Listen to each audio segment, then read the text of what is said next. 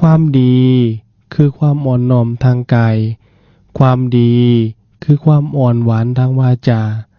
ความดีคือความอ่อนโยนทางใจความดีคือความงดงามทางกายวาจาและจิตใจความดีคือคุณธรรมที่น้อมนำให้เฮาเป็นคนดีความดีคู่กับคุณธรรมความดีคือสภาพของความรู้สึกแสดงความปิติยินดีความเป็นสุขให้แก่ผู้กระทำขอนอบน้อมในองค์สมเด็จพระสัมมาสัมพุทธเจ้าผู้เป็นครูของเทวดาและมนุษย์ทั้งหลายขอนอบน้อมแด่พระธรรมที่พระผู้มีพระภาคเจ้าตรัสไว้ดีแล้วขอนอบน้อมแด่พระสงฆ์ผู้ดำรงศีลาสมาจารปฏิบัติตัดสงสารสู่นิพพานพ้นวัฏภัยขอแสดงความเคารพแด่คุณบิดาคุณมารดาคุณครูบาอาจารย์ทานผู้ทั้งหลายขอความเจริญในสุขเจริญในธรรมจงมีแก่ออกตนโยมทั้งหลายในยามเศร้าๆจังสี่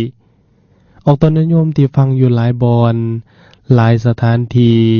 ที่ติดตามฟังรายการสติมาปัญญาเกิดทุกมื้อบ่ได้ขาดธรรมะที่ลูกหลานได้นำมาฝากเป็นขอคิดเตือนจิตกิจใจฝากไว้ให้พิจารณาฝากไว้ให้เฮานำไปใช้ในการดำเนินชีวิตหลักธรรมคำสั่งสอนของพระสินวรสัมมาสัมพุทธเจ้าของเฮาสิมีประโยชน์มีค่ามีราคามีความหมายก็คือออกตนญาติโยมสาธุชนคนดีทั้งหลายฟังแล้วน้อมไปประพฤติน้อมไปปฏิบัติพุทธบริษัท4ภิกษุภิกษุณีพ่อไม่ออกต้องช่วยกันประคับประคองให้พระพุทธศาสนายืนยงกูโลกาสวนนิรันดร์กาล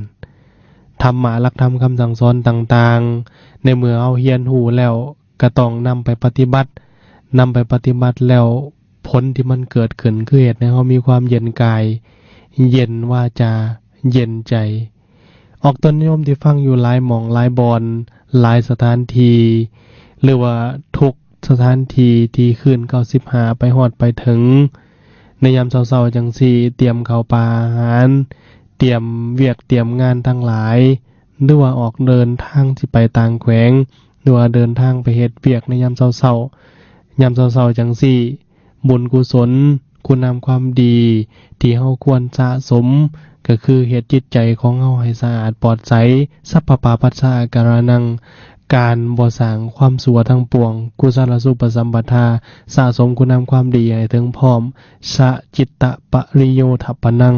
การสำระจิตใจของตนให้สะอาดปลอดใสให้จิตใจของเราสะอาดปลอดใสเหมือนกับดวงแก้วมณีอันล้ำค่าออกตนโยมทั้งหลายธรรมะย่อมรักษาผู้ประพฤติปฏิบัติตามธรรมธรรมะย่อมเฮ็ดให้เฮามีความเจริญรุ่งเรืองถ้าเฮาปฏิบัติตามธรรมเพราะฉะนั้นชีวิตเฮาสิมีความสุขชีวิตเฮาสิมีความสมหวังชีวิตเฮาสิมีแต่ความเจริญรุ่งเรืองก้าวไปอย่างมั่นคงเฮาสิมีความสุข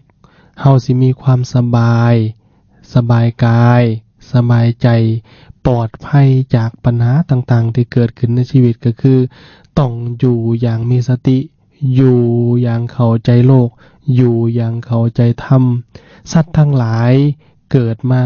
หลีกเลี่ยงความเป็นจริงบ่ได้ก็คือเฮาเกิดมาแล้วเฮาก็ต้องแก่แล้วก็ต้องมีเจ็บมีปวดเมื่อมีเจ็บมีปวดแล้วคันบ่สามารถปิ่นปัวได้สุดท้ายมาทุกข์ที่สุดของชีวิตของคนเฮาของมนุษย์ก็คือการตายการละโลกนี้ไปเพราะฉะนั้นเฮ็ดจังได๋เฮาจังสิมีความสุขกับการดำเนินชีวิตตอนเฮายังมีชีวิตอยู่จังซี่ความสุขของพวกทวยเทพทั้งหลายคือการได้เกิดเป็นมนุษย์ความสุขของคนเฮาก็คือการได้สร้างทานรักษาศีลเจริญภาวนาเพื่อสิให้สามารถดับกิเลสทั้งหลายให้ได้เข้าสู่พระนิพพานอย่างไปตามห้อยบาทของพระศาสดาองค์สมเด็จพระสัมมาสัมพุทธเจ้าของเฮาเมื่อวานได้มีคำถามและคำแนะนำจากทางบ้านคือพอเพิ่นได้โทรเข้ามาเพิ่นอยากให้เว้าเรื่องการบริโภคศีลนี่เป็นจังได๋พระอาจารย์มีคำถามมาว่าผู้ กินกับผู้ขานี่ผู้ใดบาปหลายกว่ากันปัญหาเหล่านี้มีคำถามคำเว้าคำว่าที่เกิดขึ้นอยู่ในสังคมปัจจุบันตั้งแต่อดีตจนถึงปัจจุบันก็เถียงกันบ่ยาบ่เซาอยู่ว่าไผเป็นจังไดไผหนักกว่ากันไผผิดไผถูกกันแท้อันนี้นี่ก็ถือว่าเป็นคำถามที่ดีเพราะว่าอยากรู้และอยากเข้าใจในเมื่อมีความสงสัยอยู่จังซี่ก็ต้องแก้ความสงสัยสงสัยว่าเป็นจังไดกันแท้เฮาก็ยังมีความลังเลสงสัยอยู่บ่แล้วบ่ทั่วคำถามเหล่านี้ก็เคยมีออกตนนิยมถามมาตลอดก็ตอบให้แต่ว่าเมื่อมีคำถามมาเมื่อมีคำแนะนำมาอยากให้เว้าขึ้นอีกก็เว้าขึ้นได้ออกตนนิยมบ่เป็นหยังเพื่อสร้างความเข้าใจเพื่อสร้างความสบายใจธรรมะสิเฮ็ดให้เฮามีความสุขได้ในเมื่อเฮานำไปประพฤติปฏิบัติก็คือมันเฮ็ดให้เฮาคลายจากความทุกข์ที่เฮาเป็นอยู่คลายจากความสงสัยแล้วก็ได้อยู่คำตอบในจิตในใจแต่ยังบ่มั่นใจก็อยากได้คำตอบจากครูบาอาจารย์อยากให้ครูบาอาจารย์ผู้ฮู้ผู้เรียนมาแล้วผู้ได้ศึกษาเรียนรู้มาว่าหลักธรรมคำสั่งสอนของพระชินวรสัมมาสัมพุทธเจ้านี่เพิ่นตรัสจังไดก็อันนี้นี่ถือว่าเพิ่มน้ำหนักเพิ่มความหนักแน่นให้ออกตนนิยมทั้งหลายคันเว้าภาษาสมัยใหม่เพิ่นเอิ้นว่าจี้จุดตอบโจทย์ชีวิตคือตอบโจทย์ที่ว่าออกตนนิยมสงสัยนั้นให้สว่างขึ้นให้ออกตนนิยมทั้งหลายมีความที่ว่าเข้าใจเพิ่มขึ้นมื้อนี้เฮามาเรียนรู้ไปพร้อมๆกันว่าการบริโภคเนื้อสัตว์การกินศีลสัตว์นี่พระพุทธเจ้าเพิ่นตรัสไว้จังไดเฮามาเรียนรู้และศึกษาไปพร้อมๆกันผิดถูกประการใดก็อย่าออกตนนิยมทั้งหลายให้พิจารณาไปให้พิจารณาเบิ่งว่าที่พระอาจารย์ที่สุขนำมาเว้ามากล่าวนี่หลักธรรมคำสั่งสอนต่างๆนี่ที่เพิ่นนำมาเว้ามากล่าวนี่จุดใดถูกจุดใดผิดออกตนนิยมทั้งหลายนักปฏิบัติธรรมทั้งหลายคือในเมื่อฟังแล้วคือพิจารณาปัญญามันจะเกิดหนึ่งมานี่คือต้องตั้งใจฟังสู้ๆสังละปะเตปัญญังฟังด้วยดียอมเกิดปัญญาแล้วอันที่สองมาก็คือปัญญาเกิดมาจากการพินิจพิจารณาไตร่ตรองเบิ่งตามความเป็นจริงถึกหรือผิดประการใดก็ให้หาขอยุตินำกันบ่แม่นว่าหาขอที่ว่าเพื่อสิเถียงเพื่อสิเว้าสิว่ากันอันนี้นี่ให้เฮาพินิจพิจารณาจินตนาเพิ่นเรียกว่าจินตนาการคือปัญญาเกิดมาจากการพินิจพิจารณาการใส่ปัญญาพิจารณาไต่ตองเหตุผลอันที่สามปัญญาเกิดมาจากภาวนาเพิ่นเอิ้นว่าภาวนามายะปัญญาเกิดมาจากการภาวนาคือการพัฒนาพฤติกรรมของเฮาให้มันดีขึ้นในเมื่อเฮาได้เรียนรู้ศึกษาบ่แม่นเรียนรู้ศึกษาอย่างเดียวแต่บ่นำไปประพฤติแต่บ่นำไปปฏิบัติสุดท้ายมาผลมันก็สิบ่เกิดขึ้นมีหลายคนออกตนนิยมทั้งหลายที่ว่าเกิดความสงสัยว่าพระพุทธศาสนาของเฮานี่ห้ามบ่ให้คนฆ่าสัตว์แล้วเป็นหยังจริงยังอนุญาตให้คนกินศีลสัตว์อยู่อันนี้นี่ก็เป็นเรื่องน่าคิดคือกันหลายคนก็มีความสงสัยอยู่ในข้อนี้เบิ่งถึงครูบาอาจารย์ที่ได้เทศน์ได้แสดงสู่ฟังมาตลอดได้ฟังมาตลอดแต่ว่าก็มีความสงสัยอยู่เรื่องบาปหรือบ่บาปนี่ในพุทธศาสนาของเฮานั้นเพิ่นเบิ่งที่เจตนาออกตนนิยมทั้งหลายเจตนานี่ถือว่าสำคัญเจตนากินกับเจตนาฆ่านี่คนละเจตนาในเรื่องนี้นี่เฮาต้องได้เว้ายาวแน่ดังเรื่องที่ปรากฏอยู่ในพาโลวาทสาดกทุกอนิบาตคือความย่อว่าพระโพธิสัตว์นี่บวชเป็นดาบสมีพ่อออกคนหนึ่งที่ว่าร่ำรวยด้วยทรัพย์สมบัติเขาของเงินทองนี่อยากบอกยังไงอยากแกล้งเจตนาแกล้งดาบสนี่จริงนิมนต์มาสันเข้าป่าหันอยู่ในเฮือนของตนแล้วนี่พ่อคนนี้นี่จริงกล่าวว่าหันตวาขะตวาวะทิตวาจะเทติทานะอสัญญโตอีทิสะผัตตะพุญชมาโนสะปามุปปิปติบุคคลผู้บ่สำรวมหับประทานทรมานฆ่าสัตว์ไหนตายแล้วยอมได้กินผู้บริโภคผัดเส้นนี้ต้องติดบาปพระดาบสจึงตอบว่าปุตตะทารมปิเจหันตวาเทติทานะอสัญญโตพุญชามาโนปิสุปปันโนนะปาปะมุป ปิมะปฏิบุคคลผู้บ่สำรวมแม่นจะขาบุตรและภรรยาให้ท่านเป็นผู้มีปัญญาแม่นบริโภคยอมบ่แปรเปื้อนด้วยบาปมีออกตนญาติโยมหลายคนสงสัยว่าพระพุทธเจ้าของเฮานี่เสวยอยู่บ่ศีลเพิ่นสันศีลอยู่บ่ตามพระวินัยปิฎกนี่บอกไว้จ้าแจ้งออกตนโยมทั้งหลายว่าพระพุทธองค์นี่เสวยศีลเช่นเดียวกันเพราะพระพุทธองค์นี่นำรงชีวิตด้วยอาหารที่ออกตนญาติโยมทั้งหลายเอามาถวายตามเขาเจ้ามีอยู่เพิ่นก็บริโภคอยู่ออกตนญาติโยมบางทีมีแกงหน่อไม้ก็มาถวายสิมีปิ้งปูปิ้งปลาหยังแต่ว่าการเอาดิบมาถวายน่ะเพิ่นปรับเป็นอาบัติปาจิตติเพิ่นบ่ให้สารอาหารประเภทที่ว่าศีลดิบศีลอีหยังคันว่าภาษาบ้านเฮาเพิ่นว่าลาบเสือก็บริโภคอยู่โภชนาอันปานีตนี่พระพุทธเจ้าแสดงได้แก่ก็คือ1มาเนยใส2มาเนยข้น3น้ำมัน4น้ำผึ้ง5น้ำอ้อย6ปลา7กะศีล8กะนมสดนมสมอันนี้นี่พอเจตนานี่ถือว่าเอามาถวายแล้วออกตนโยมมาถวายก็เจตนากินก็ถือว่าบ่เป็นกรรมการบริโภคศีลจึงบ่ได้ถูกห้ามไว้สำหรับคนทั่วไปแล้วก็สำหรับพระภิกษุครูบาอาจารย์เป็นหยังจึงว่าสำหรับคนทั่วไปเพราะว่าในการบริโภคศีลจะเป็นภิกษุสามเณรพระพุทธองค์นั้นได้กำหนดไว้อย่างหนึ่งคือมีลักษณะที่เกี่ยวของกันโดยกงและก็โดยทั้งอ้อมเกี่ยวกับการขานั้นมาบริโภคโดยกำหนดเป็นขั้นตอนไปดังนี้ก็คือ 1. การบริโภคอาหารทุกชนิดต้องพิจารณาให้ดีเสียก่อน 2. ศีลบางชนิดเช่นศีลคนศีลม้าศีลสร้างศีลงูศีลเสือเป็นต้นนี่ที่พุทธวงศ์นี่เพิ่นห้ามฉัน 3. ห้ามบ่ให้ฉันศีลทุกชนิดที่ตนได้ยินหรือสงสัยหรือได้เห็นสงสัยว่าเขาขามาเพื่อถวายตนเองกรณีที่ต้องฉันที่เป็นศีลบ่ให้ฉันด้วยตัณหาคือตัณหาไม่ถึงที่ว่าบ่ให้ฉันด้วยอยากกินกำหนดว่าตนเองจำเป็นต้องฉันตัวนั้นตัวนี้มื้อนี้ก็เจ้ามาถวายมื้อหน้าเอามาหลายๆกว่านี้เด้ออันนี้แสดงว่าผิดให้เขาเข้าใจว่าพุทธวงศ์เพิ่นตัดไว้ที่ให้เข้าใจว่าการบริโภคนั้นเพื่อใช้ชีวิตเพื่อให้ชีวิตดำรงอยู่เพื่อประพฤติพรหมจรรย์เพื่อให้ได้เข้าสู่พระนิพพานสำหรับผู้ขานั้นถือว่าเป็นเจตนาประกอบด้วยกิเลสบ่อย่างใดก็อย่างหนึ่งถ้าเป็นการขาเพื่อกินหรือเพื่อขายนี่ถือว่าเจตนาประกอบด้วยความโลภถ้าขาเพื่อต้องการให้ตายนี่คือประกอบด้วยความโกรธหากเป็นการเบียดเบียนสัตว์สิเป็นการที่ว่าขาสิเป็นตีเป็นอีหยังกะยาสิเป็นตบสิเป็นเฮ็ดให้ได้รับความเจ็บปวดอีหยังกะยาถือว่าเป็นเจตนาที่ประกอบด้วยความหลงส่วนเจตนากินนั้นบ่ได้ประกอบด้วยกิเลสแต่หากเป็นความอยากกินก็ถือว่าถ้ากินแล้วบ่ระมัดระวังกินแล้วยังบ่ฮู้จักโภชเนมัตตัญญูตาบ่ฮู้จักประมาณในการกินก็ถือว่าเจตนานั้นเป็นการบริโภคด้วยความโลภด้วยตัณหาในเวลากินนี่เวลาฉันนี่อย่างพระภิกษุสามเณรนี่พระพุทธเจ้าเพิ่นก็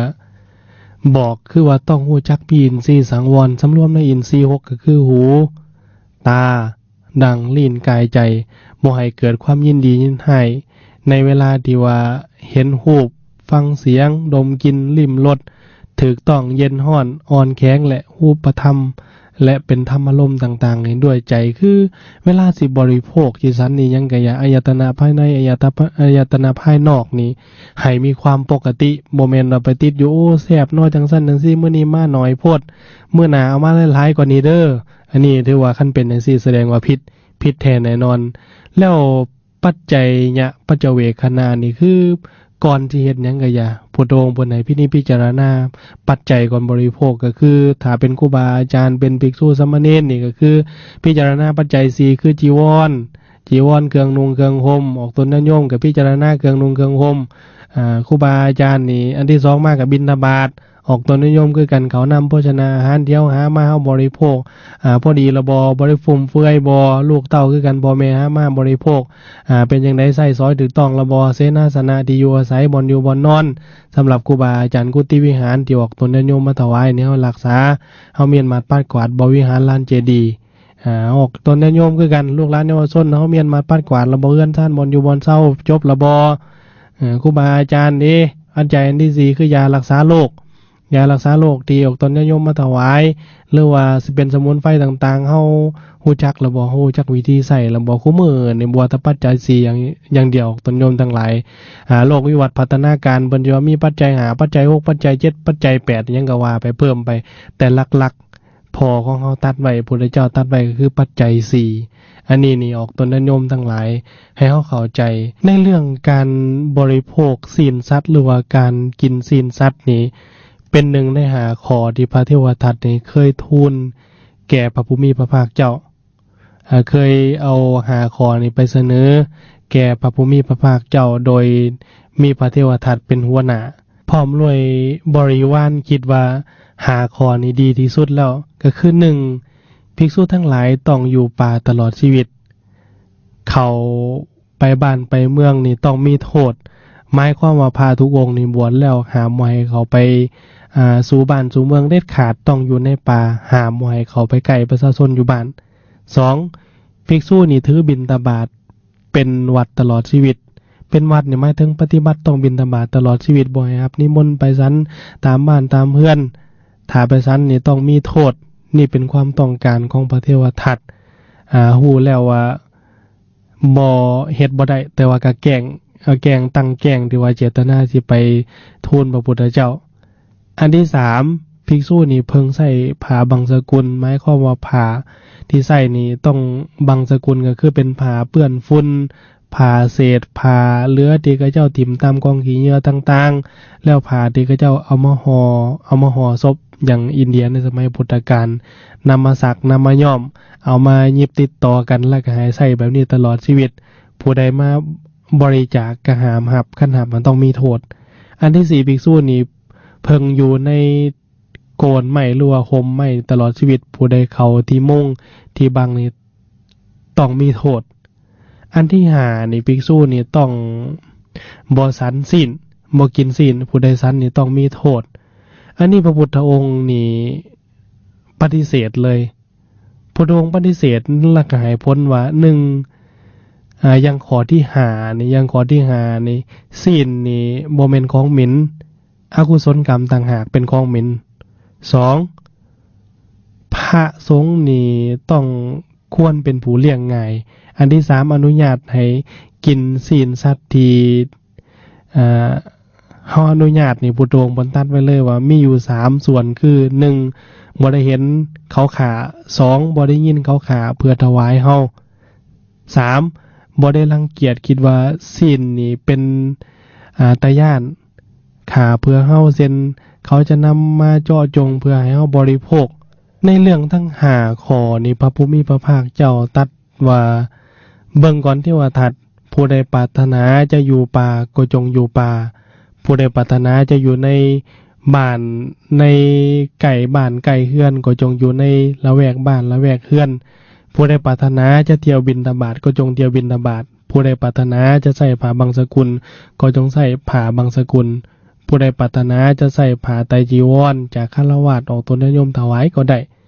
เฮาอนุญาตที่นั่งที่นอนไต่โคนไม้ไต่ห่มไม้ตลอดระยะเวลา8เดือนอันนี้หมายความว่าบ่แม่นยามเข้าพรรษาบ่แม่นยามฤดูฝน8เดือนนี่สามารถที่เที่ยวไปปฏิบัติธรรมเที่ยวธุดงค์ไปยังก็ได้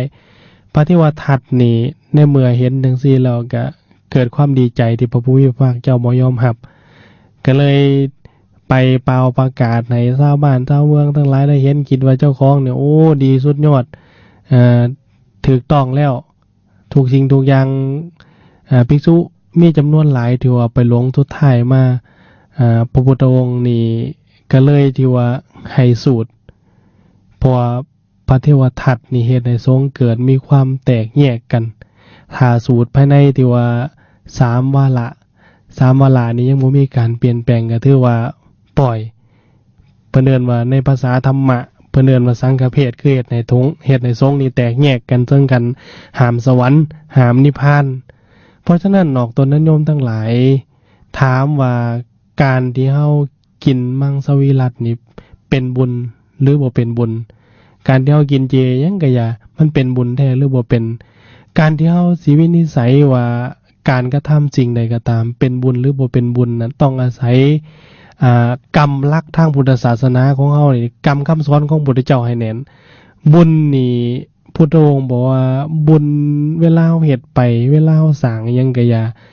เอาคันสิเว้าให้สั้นๆก็คือบุญกิริยาวัตถุ3คือทานศีลภาวนาถ้าเว้าให้ยาวก็คือบุญกิริยาวัตถุมี10อย่างก็คือ1ทานละไมบุญสำเร็จด้วยการบริจาคทาน2ศีลละไมบุญสำเร็จด้วยการรักษาศีล3ภาวนาไมบุญสำเร็จด้วยการเจริญภาวนา4อัปปจายานาไมบุญสำเร็จด้วยการประพฤติอ่อนน้อมถ่อมตนต่อผู้ใหญ่5วยาวัจจะไมบุญสำเร็จด้วยการช่วยเหลือคนขวายในกิจการงานต่างๆ6ปฏิทานาไมบุญสำเร็จด้วยการ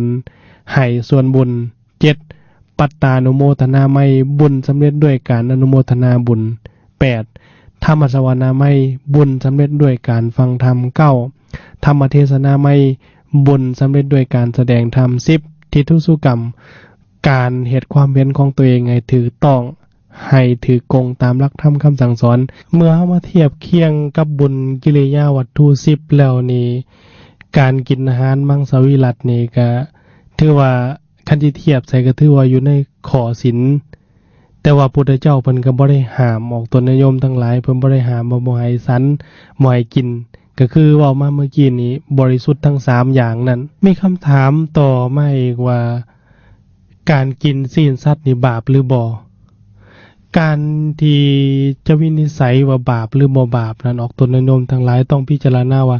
การกินศีลสัตว์ที่ตายแล้วเป็นการผิดศีลขอปาณาหรือบ่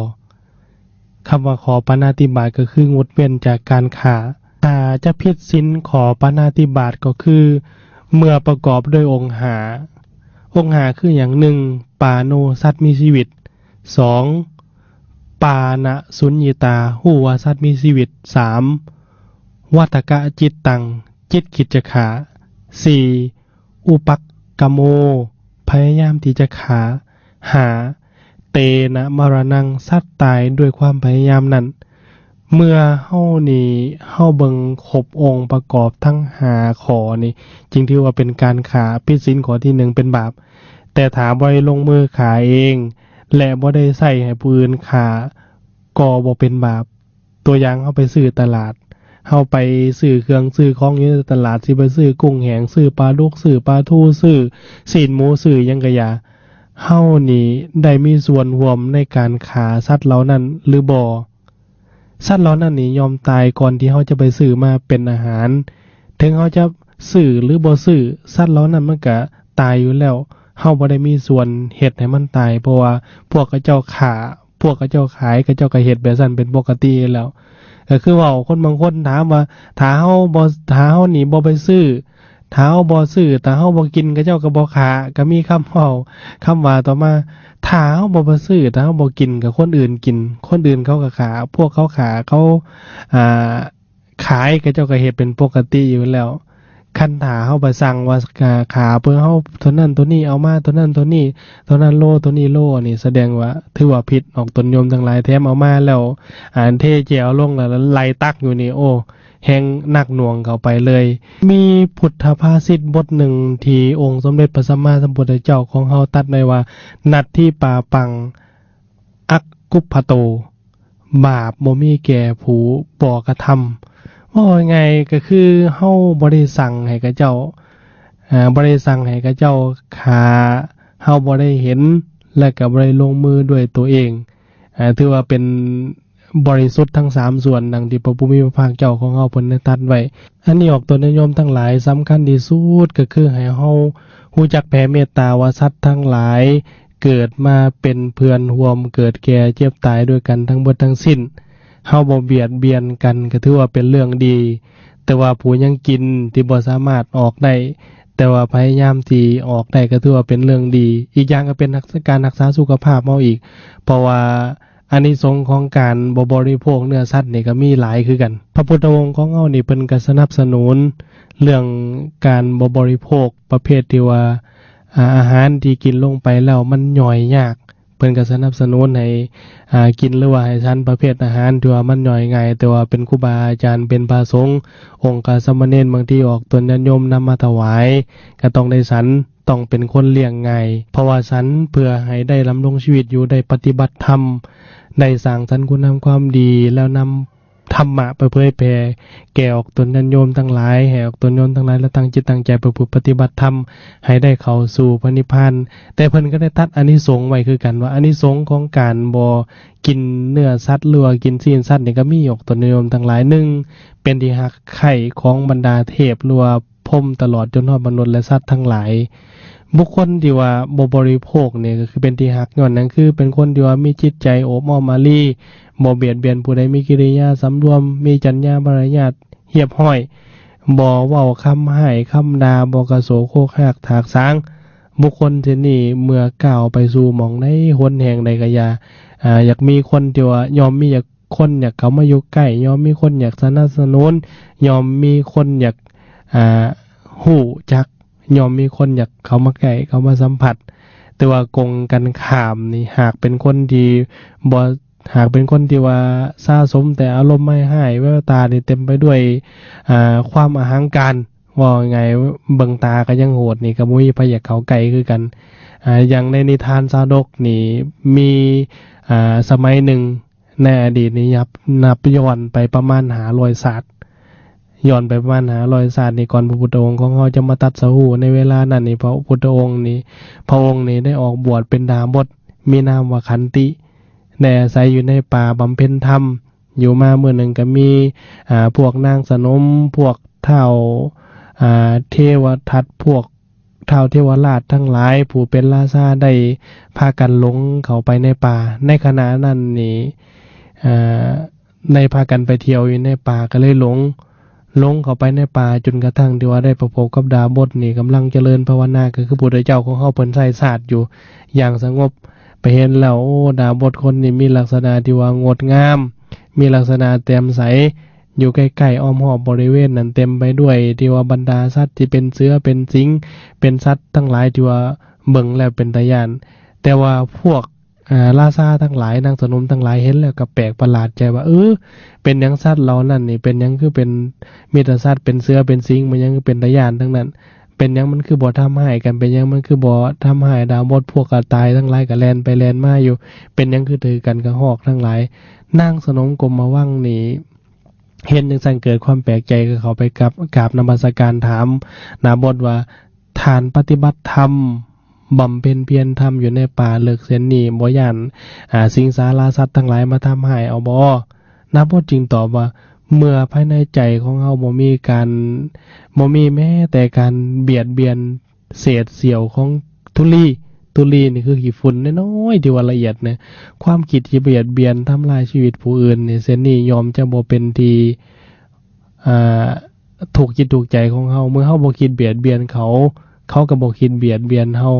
โอวาทตัวนี้นี่จริงปรากฏให้เห็นในปัจจุบันอย่างมหายานนี่ก็เจ้าสินำไปปฏิบัติเรื่องกินเจเรื่องมังสวิรัติอย่างต่างๆก็อยู่ในถ้าเฮาตั้งจิตตั้งใจงดเว้นได้ก็ถือว่าเฮ็ดให้เฮานี่เป็นที่รักใคร่ของบรรดาเทพแล้วก็ตลอดมนุษย์ทั้งหลายสัตว์ทั้งหลายก็เกิดมีความรักใคร่ปองดองบ่ย่านเฮาอันที่2มาถ้าเฮาบ่บริโภคนี่ก็เฮ็ดให้จิตของเฮานี่เป็นเพิ่นเอิ้นว่ามหาเมตตาย่อมบังเกิดขึ้นคือจิตของเฮาย่อมมีความรู้สึกด้วยเมตตาบ่อยากเบียดเบียนบ่เริ่มต้นเฮาบ่อยากเบียดเบียนสัตว์เฮามีความเมตตาปราณีต่อสัตว์แล้วในเมื่อเดี๋ยวเฮาอยู่ร่วมกันในสังคมนี่โดยเฉพาะสังคมปัจจุบันนี่เกิดความวุ่นวายหลายเกิดเรื่องต่างๆเกิดขึ้นในชีวิตนี่เฮาก็สิมีความเมตตากรุณาอยู่ในใจว่าสัตว์ทั้งหลายเกิดมาเป็นเพื่อนเกิดแก่เจ็บตายด้วยกันทั้งหมดทั้งสิ้นถ้าเฮาไปตีเขาก็เจ็บถ้าเฮาถือเขาตีเฮาก็เจ็บคือกันเพราะฉะนั้นวิธีทางก็คือสร้างความเมตตาต่อกัน บ่เบียดเบียนทำลายชีวิตซึ่งกันและกันมีจิตเมตตาต่อสรรพสัตว์ทั้งหลายการที่เฮามีจิตเมตตาต่อสรรพสัตว์ทั้งหลายก็สิได้บุญเพิ่มขึ้นมาในจิตในใจของเฮาเฮ็ดให้เฮาสามารถที่ว่าไปถึงจุดหมายปลายทางได้ดังพระพุทธเจ้าของเฮาตอนเป็นเจ้าชายสิทธัตถะนี่พระพุทธองค์นี่เจ้าชายสิทธัตถะมีความเมตตาปราณีต่อสัตว์ทั้งหลายแม้กระทั่งขี้โกขี้เกียมมันยังกระปอมทั้งอีหยังก็อย่าสัตว์ทั้งหลายที่อยู่ภายในบริเวณนี้เจ้าชายสิทธัตถะนี่มีความปรารถนาอยากให้อยู่เย็นเป็นสุขอยู่ร่วมกันโดยบ่ต้องเบียดเบียนกันอันนี้นี่เฮาต้องเข้าใจแล้วก็ฝึกหัดปฏิบัติให้ได้งดเว้นได้ก็ดีอันที่3สามารถตัดขาดความอาฆาตดับอารมณ์เหี้ยมโหดที่มันว่าเครียดแค้นอยู่ในจิตในใจบางทีการที่ว่าเฮาสะสมเรื่องการเบียดเบียนสัตว์อื่นหลายฆ่าสัตว์อื่นหลายอย่างกูมื้อนี่ข่าวต่างๆที่มันออกมาสื่อสารเห็นอย่างโทรทัศน์ที่ข่าวมาฆ่าแบบได้เหี้ยมโหดสุดๆเวลาที่ว่าแค้นเคืองกันมายังเป็นผัวเป็นเมียเป็นคนนำกันแท้ๆปกติเป็นคนมีจิตใจสูงแต่ว่าผัวนี่เป็นคนขาหมูอย่างข่าวออกมานี่ผัวเป็นคนขาหมูสุดท้ายมาแค้นเคืองเมียก็สามารถที่ว่าฆ่าเมียได้ตัดเป็นตอนได้อย่างเหี้ยมโหดคันเฮาเบียดเบียนสัตว์อื่นเรื่อยๆตลอดเวลามันก็สิเฮ็ดให้เฮามีความอาฆาตพยาบาทเครียดแค้นจองเวรจิตใจนี่บ่ต่างหยังกับสัตว์คนเฮานี่ต่างกับสัตว์อยู่หม้องใดออกตนนิยมทั้งหลายเวลาเฮาเกิดมีอารมณ์โมโหโทโสเฮาสามารถยับยั้งชั่งใจเฮาสามารถที่ว่าระงับสติอารมณ์ตัวเองได้สัตว์นี่เวลามันผิดกันเวลามันร้ายกันมามันสิต่อสู้กันดับกันด้วยวิธีที่ว่าใส่อารมณ์หรือความโกรธเข้าไปเค้นไปฆ่ากันเพราะฉะนั้นการที่เฮาหลีกเว้นจากการบ่เบียดเบียนการบ่ฆ่าการอิหยังก็อย่าการบ่ฆ่านี่ก็เฮ็ดให้เฮานี่สามารถตัดขาดจากความอาฆาตบาดหมางจากอารมณ์ต่างๆที่มันเฮ็ดให้เฮาเครียดเฮาแค้นอารมณ์ที่ว่าความโมโหต่างๆพระพุทธองค์นี่เป็นหยังเพิ่นจังบัญญัติศีลข้อที่ปาณาติบาตนี่ก็เพื่อให้หยุดการจองเวรโดยเฮานี่หยุดการเข็นฆ่าเอาชีวิตผู้อื่นทั้งๆที่ว่าด้วยสาเหตุที่ว่าเรื่องหนึ่งเรื่องใดก็อย่าด้วยสาเหตุที่ว่าด้วยความเครียดแค้นความพยาบาทในชาตินี้มันจะฝังในจิตในใจของเฮาไปจนถึงภพชาติหน้าฉะนั้นนี้เฮาพยายามระมัดระวังการที่เฮาบ่เบียดเบียนการที่เฮาบ่ฆ่าการที่เฮาบ่บริโภคก็ถือว่าดีก็เป็นอานิสงส์อันที่4นี่ปราศจากโรคภัยเบียดเบียนถ้าเฮาถ้าเฮาหยุดการบริโภคได้นี่โรคภัยต่างๆมันก็สิบ่เบียดเบียนนอกตนยนทั้งหลายความเจ็บความไข้ความที่ว่าคนเฮาทั้งหลายนี่เจ็บป่วยได้นี่เกิดมาจากการที่ว่ามันพันแปรของดินฟ้าอากาศหรือจากเรื่องอาหารการกินที่ผิดธรรมชาติความเจ็บป่วยนี่มาจากสาเหตุทั้ง2อย่างอันนี้มาจากภัยธรรมชาติแน่หรือเกิดมาจากอาหารการกินแน่เฮาอาจจะรักษาได้ด้วยการที่ว่าปิ่นปัวด้วยยาให้มันหายแต่ว่าคนโบราณของเฮานี่เพิ่นกล่าวไว้ว่าถึงยามันสิวิเศษปานใดก็บ่สามารถรักษาโรคกรรมได้โรคกรรมคือโรคอันเกิดจากการสร้างอกุศลกรรมร่วมกันในอดีตที่ส่งผลให้คนเหล่านั้นต้องมาตายพร้อมเพิ่นเอิ้นว่าพร้อมกันในชาติปัจจุบันก็ได้แก่1ตายด้วยโรคระบาดในคราวเดียวกันได้หลายเช่นกามโรคหรือโรคเอดส์2ประสบอุบัติเหตุตายหมู่พร้อมกัน3ถูกฆ่าทำลายล้างผลาญเผ่าพันธุ์ในสงครามเหล่านี้สาเหตุสำคัญก็คือมาจากคนเหล่านั้นต่างคนต่างเคยร่วมเบียดเบียนฆ่าสัตว์ตัดชีวิตร่วมกันเสพเลือดเนื้อผู้อื่นร่วมส่งเสริมผู้อื่นให้ฆ่าให้กินให้เสพทั้งหมดเอิ้นว่ากรรมหมู่โรคต่างๆที่มันเกิดขึ้นยอกตัวโน้มทั้งหลายมาจากที่ว่าการเฮาบริโภคนี่การที่เฮาบริโภคสิ่งที่เฮาเห็นในเนื้อในศีลสัตว์ต่างๆก็คือสิเป็นโรคมะเร็งต่างๆโรคอัมพาตโรคอหิวาวัณโรคโรคดีซ่านโรคตับโรคผิวหนังโรคบวมตามต่อมน้ำเหลืองบ่โรคปวดคอปวดกระดูกหรือว่าปวดหลังปวดแอวไวรัสต่างๆพยาธิเส้นพยาธิใบไม้ในตับบ่พยาธินั่นพยาธินี่ก็มาจากการที่เฮาบริโภคบ่ระมัดระวังโรคที่ร้ายแรงที่สุดที่ให้มนุษย์เฮาตายไวนั่นก็คือโรคที่ว่าไขมันหลอดเลือดหรือว่าโรคมะเร็งโรคเหล่านี้ล้วนมาจากเชื้อโรคในการบริโภคที่ว่า ผิดเพี้ยนบ่ถูกวิธีการบริโภคศีลสัตว์ทั้งหลายแต่เฮาหลีกเว้นได้ก็ถือว่าดีอันที่4มาอานิสงส์ของการที่ว่าเฮาบ่บริโภคศีลนี่ก็1มาทุกชีวิตนี่เกิดมาในโลกนี้นี่บ่ว่าต่างคนและสัตว์นี่ต่างก็อยากมีอายุยืนยาวถ้าเฮาอยากมีอายุยืนยาวก็บ่ไปเบียดเบียนสัตว์เฮาก็บ่เข็นฆ่าสัตว์เฮาก็หยุดการบริโภคให้เห็นง่ายๆหยุดการบริโภคของตัวเองซะมื้อนี้จากสมมุติว่าเฮาบ่หยุดกินตลอดก็อาทิตย์หนึ่งหยุดการบริโภคแต่หนึ่งหรือว่า7มื้อนี่สมมุติเฮาบริโภคทุกมื้อก็เฮาบริโภค3มื้อก็4มื้อก็บ่หยุดการบริโภคซะเพื่อสิรักษาสุขภาพของเฮาให้สุขภาพเฮาแข็งแรงเฮ็ดให้อายุเฮามั่นเฮ็ดให้ควันเฮายืนเฮาหยุดการบริโภคได้อันที่6คือหยังอันที่6ก็ได้รับการปกป้องคุ้มครองจากผู้เบิ่งผู้แย่งว่าไงก็เป็นที่ฮักของพวกเทวดาและมนุษย์ทั้งหลายอันที่7ยามหลับนี่ก็ฝันแต่สิ่งดีๆงามเป็นสิริมงคลย้อนเฮาบ่เบียดเบียนสัตว์เฮาบ่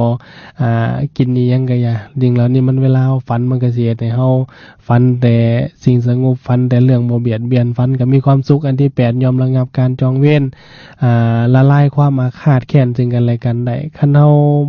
หยุดการฆ่าหยุดการบริโภคได้มันก็สิบ่มีความเกลียดความแค้นซึ่งกันและกันอันที่9สามารถดำรงชีวิตอยู่ในกระแสพระนิพพาน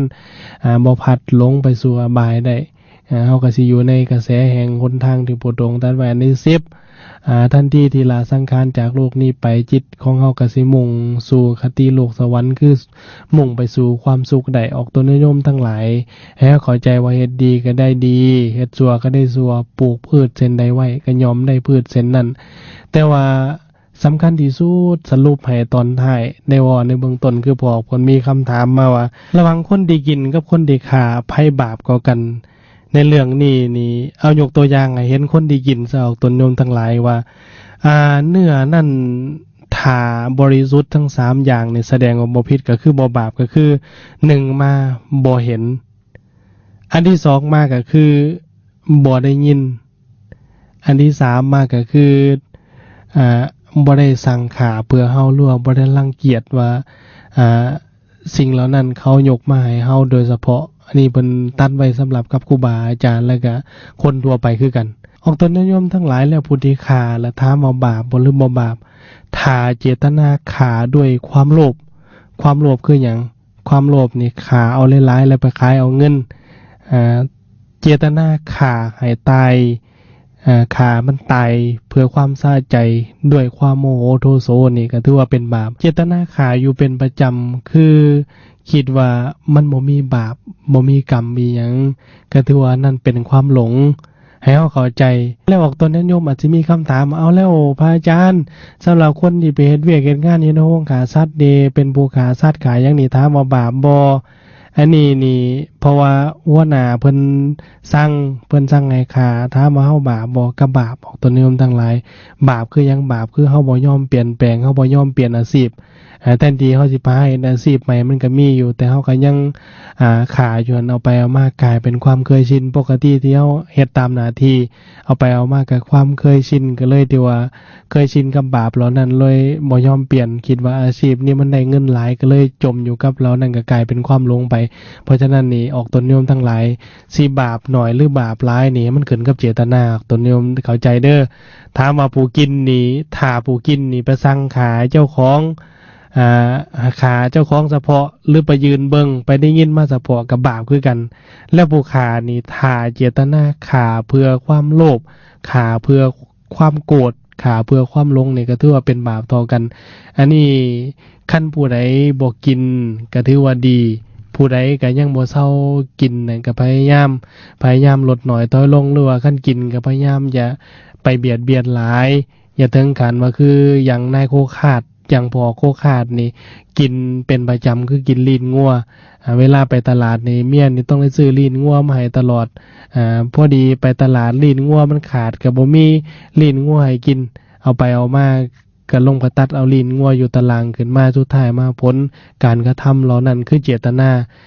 บ่ได้กินอยู่บ่ได้เจตนาไปตัดเอามาปิ้งเอาสดมากินแล้วสุดท้ายมาผลกรรมก็นำมาสนองเฮ็ดให้ตนเองนี่ปากกึก เพราะว่าไปตัดอังลีนงัวเพราะฉะนั้นทุกสิ่งทุกอย่างนี่สิบาปหรือบ่บาปมันขึ้นกับเจตนาเฮาเฮ็ดเพื่อหยังเฮามีหลายอาชีพให้เลือกออกตนนิยมทั้งหลายมีหลายอย่างหลายแนวให้เฮาเฮ็ดอยู่คันเฮาสิเฮ็ดแต่ว่าบางทีเฮาความเคยชินคิดว่าสิ่งเหล่าที่เฮาเฮ็ดไปน่ะมันได้หลายมันอาจสิได้ที่ว่าปัจจัยมาเกื้อหนุนเฮาหลายแต่ว่าเฮาคันเป็นไปได้ก็เปลี่ยนใหม่เปลี่ยนเป็นอาชีพใหม่ทำมาค้าขายแนวใหม่เพื่อสิเฮ็ดให้มันลดน้อยถอยลงเบาบางลงแล้วเฮาจังสิมีความสุขผลที่มันไหนเน้นก็คือสิเป็นคนอายุสั้นเป็นคนที่ว่ามีโรคหลายนั่นคือทางกายแต่ว่ามันไหนเห็นแต่ว่าถ้าเฮาเคยเฮ็ดมาแล้วเคยผ่านมาแล้วลดละเลิกได้ก็ดีเป็นการขาเป็นนิยังกะยาคือบริโภคนี่ผู้ใดหยุดได้ก็ดีแต่ว่าอย่าไปเบียดเบียนกันอย่าไปเว้าเสียดสีกันอย่าไปเว้าทางเว้าแท่งกันโอ้ยว่ากินซีนซั่นล่ะเป็นจังซั่นจังซี่กินซีนซั่นล่ะเป็นแบบนั้นแบบนี้บ่ดีอย่าไปเว้าเบียดเบียนกันผู้ที่ว่าบ่กินเจบ่กินมังสวิรัติอีหยังคือกันก็อย่าไปเว้าใส่กันนะโอ้พวกกินพืชผักกินหญ้ากินหยังก็เป็นสัตว์แบบนั้นแบบนี้เฮาบ่เว้าใส่กันอย่าไปเบียดเบียนกันคันเฮาเว้าไกลใส่กันแบบนี้ก็แสดงว่ามีเจตนาสิเบียดเบียนกันทั้งสองฝ่ายก็บาปเท่ากันเพราะฉะนั้นไผกินอีหยังก็ดีจุดหมายปลายทางในพุทธศาสนาของเฮาก็คือการปฏิบัติธรรมเฮาดำรงชีวิตเฮากินเพื่ออยู่บ่แม่นว่าอยู่เพื่อกินเพื่ออยู่เพื่อให้มีชีวิตนี้ได้ประพฤติคุณงามความดีได้สร้างสรรค์คุณงามความดีสิกินหยังก็อย่าสำคัญที่สุดพระพุทธองค์ของเฮาเพิ่นบอกว่าต้องมีสติในการบริโภคคือโภชเนมัตตัญญูตารู้จักประมาณในการบริโภครู้จักประมาณในการบริโภคทางกายรู้จักประมาณในการบริโภคทางวาจารู้จักประมาณในการบริโภคทางใจกินอีหยังก็อย่าถ้าไผบ่กินได้ก็ถือว่าดีถ้าผู้ยังกินอยู่ก็ดีคือกันบ่เป็นหยังแต่ว่าก็พยายามที่ว่าลดพรลดหน่อยถอยลงเพื่อให้เฮามีสุขภาพกายสุขภาพใจพลานามัยสมบูรณ์บ่ให้มีโรคเข้ามาหลายเฮาฮู้แล้วว่าเป็นโรคคือโรคใบไม้ในตับโรคหันโรคนี้โรคมะเร็งต่างๆก็มาจากสิ่งเหล่านี้เพราะฉะนั้นเฮาก็พยายามที่ว่าหลีกเลี่ยงคือกันประเภทที่ว่าพืชพันธุ์ธัญญาหารตัวใดเผื่อมันกินเข้าไปแล้วมันเป็นประเภทที่ว่าอาหารชีวภาพเฮ็ดให้อายุเฮาหมั่นขวัญเฮายืนเฮ็ดให้มันย่อยง่ายเฮาก็รักษาเอาสิเป็นสิ้นปูสิ้นปลายังก็อย่าผู้กินเจก็จะไปเบียดเบียนผู้บ่กินเจก็จะไปเบียดเบียนผู้กินเจเพราะฉะนั้นพยายามพากันรักษาระมัดระวังช่วยกันรักษาคุณงามความดีจุดหมายปลายทางของเฮากินเพื่ออยู่กินเพื่อได้ปฏิบัติธรรมกินเพื่อได้สร้างสรรค์คุณงามความดีเพื่อพากันก้าวไปสู่นิพพานออกตนนิยมทั้งหลายผู้ใดที่อยากได้แผนก็สามารถโทรเข้าไปติดต่อได้ที่03094โต378 03094โต38แล้วก็เบอร์ ETL 22602928 22602928ในท้ายสุดแห่งการน้อมเอาหลักธรรมคำสั่งสอนของพระชินวรสัมมาสัมพุทธเจ้ามาฝากออกตนนิยมในมื้อนี้ขอให้ออกตนนิยมทั้งหลายจงสุขสมหวังดังใจทุกประการโสทิโวโหตุสัพพทาจงเจริญในศีลเจริญในสมาธิเจริญในปัญญาบรรทุกตนทุกคนในกอขาเทินเจริญพร